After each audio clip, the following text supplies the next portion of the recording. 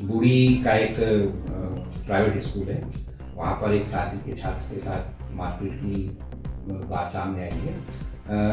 इसके अलावा अपना जो सांदीपनी स्कूल है वहाँ भी कल छठवीं के कुछ बच्चों को पीटा गया है।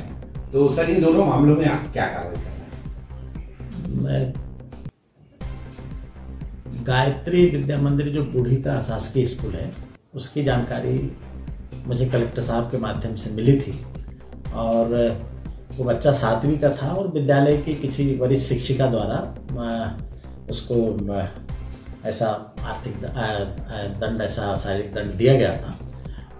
और उसके बाद हमने एक जांच समिति बनाई थी और जांच समिति को देखिए तत्काल इसके संबंध में आप जांच लेकर के मतलब प्रतिवेदन प्रस्तुत करें।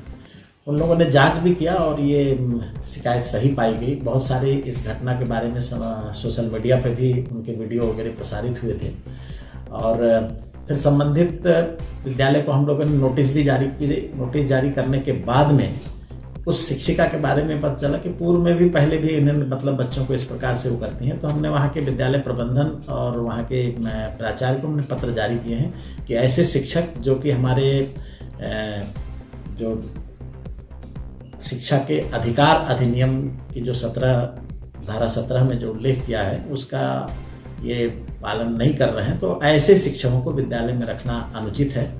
और नहीं तो अगर मान लीजिए आप ऐसे शिक्षक रखते हैं और इस प्रकार की शिकायत जो आई है तो इसको हम आपके विद्यालय की मान्यता भी समाप्त करने के बारे में हम संचालनालय को और राज्य शिक्षा केंद्र को पत्र देंगे।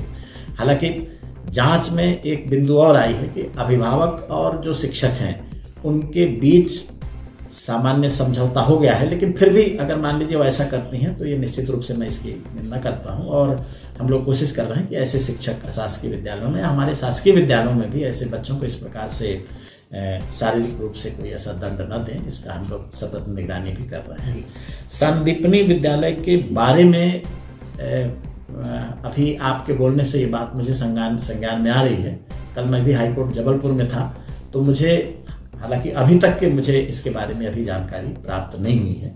जानकारी जैसे भी प्राप्त होती है मैं प्रिंसिपल से संज्ञान में ले लेता हूं, तो इस पर भी जैसी है उस हिसाब से हम लोग उचित कार्रवाई करेंगे। सर, 2002 में एक नियम आया था जिसमें बच्चों के साथ